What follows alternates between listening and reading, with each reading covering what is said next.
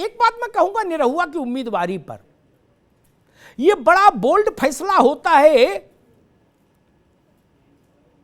लगभग दूने वोट पाए थे अखिलेश यादव ने निरहुआ से, अगर मैं सही याद कर पा रहा हूं।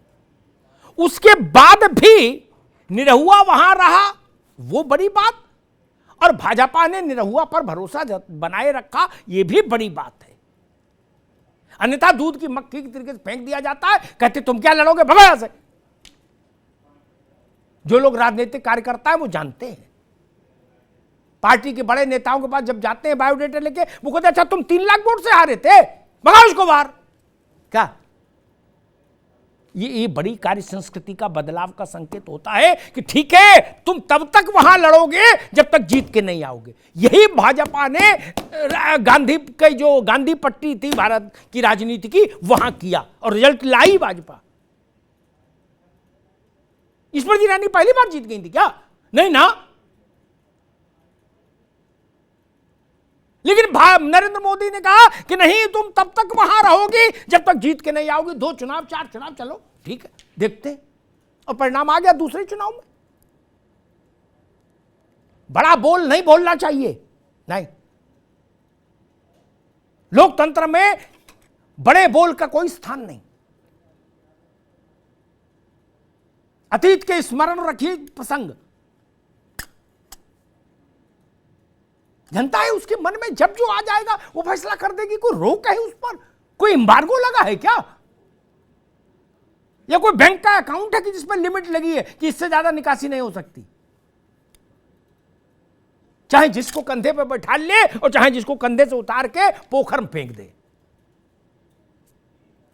लेकिन एक बात जरूर जान लीजिए, अगर मैं तटस्थ होकर जब सोचता हूं तो मुझे लगता है एक मित्र के नाते भी मैं कहूंगा अखिलेश जी को जाना चाहिए था। इन बातों का कोई अर्थ नहीं, आपके कार्यकर्ता तो कहेंगे नहीं भैया क्या जरूरत, हम कम हैं क्या? नहीं नहीं, आप सब लोग हो, अखिलेश यादव है। फूफा कह रहे हम हैं, अरे आपके बरमाला नहीं पड़ेगी ना, दूल्हा तो चाहिए ना बारात में। फूफा से क्या होगा, मौसा से क्या होगा?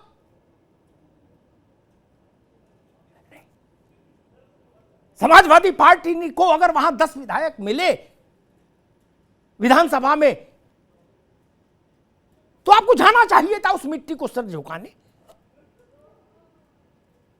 और कहना चाहिए था कि भाई ठीक है इस कारण से मैं नहीं, लेकिन मेरी छाया के तौर पर धर्मेंद्र है। और रामपुर जाना चाहिए था, यह भी ठीक है।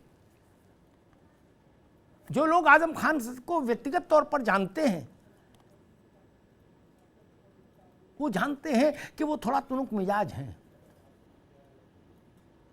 और अपने ढंग के हैं। लेकिन अखिलेश जी जाते तो उनको अच्छा ही लगता, वो बुलाएंगे नहीं ये भी तय है, लेकिन आप चले जाते तो ठीक लगता। जाना चाहिए था, राजनीतिक तौर पर यह अच्छा कदम होता। और जो आपका वोटर है, योगी आदित्यनाथ क्यों गए आजमगढ़? उन्होंने वहां 2-3 सभाएं क्यों की, रामपुर में 2-3 सभाएं क्यों की? आज सपा ये कहेगी इसलिए करनी पड़ी क्योंकि वो भाजपा की लुटिया डूब रही है। नहीं, परिणाम के दिन हो सकता है इस दिन दूसरी हो, लेकिन वो जानते हैं कि हेड ऑफ द फैमिली होने के नाते मुझे जाना चाहिए जनता के सामने वोट मांगने। ये राजतंत्र है क्या कि चिट्ठी लिख के भेज दी अमिताभ जी ने कि रामलाल को भेजना है, इसे जिता के भेज देना? नहीं जी, ऐसा कहीं होता है ताहिरा जी? ये लोकतंत्र है, रुका चलेगा क्या किसी का? अच्छा, योगी आदित्यनाथ गए, अच्छी बात है भाई, केशव प्रसाद मौर्य रहे वहां, अच्छी बात, रहना चाहिए। आप वोट भी नहीं मांगेंगे, रमन्ना लिख के भेजेंगे कि एक्स को खड़ा कर दिया, इनको वोट देके जिता के भेजो, आई एम वेटिंग। ये लोकतंत्र में नहीं चलता, बस सिर झुकाना जा पड़ता है। 5 साल में एक बार तो वक्ता चुनाव के वक्त ही तो इस देश के गरीब ननकू और रज्जाक के पास ये सुख होता है कि वो बड़े लोगों को थोड़ा झुकते हुए देखे। आप वो सुख भी छीन लेना चाहते हैं नावशी को, मुश्किल ये। आप लोग उस वक्त भी खड़े झुकना नहीं चाहते क्या? न जाने का एक अर्थ यह भी लगता है कि आप लोकतांत्रिक व्यवस्था में झुकना नहीं चाहते क्या? और मैं अपनी बात को समाप्त करूं उससे पहले एक बड़ी बात जरूर कहना चाहूंगा कि ये चुनाव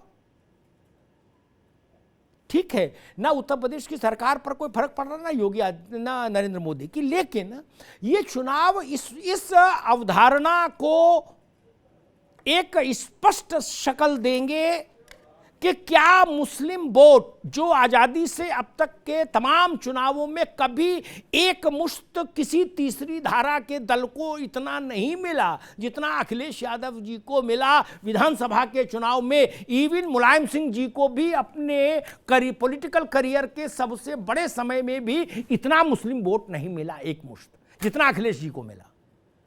क्या अखिलेश यादव मुस्लिमों का वो पॉपुलर सपोर्ट कमांड कर रहे हैं या नहीं, इसका फैसला होना है आजमगढ़ में। निरहुआ धर्मेंद्र यादव और गुड्डू जमाली का नहीं, ये छोटी चीजें हैं।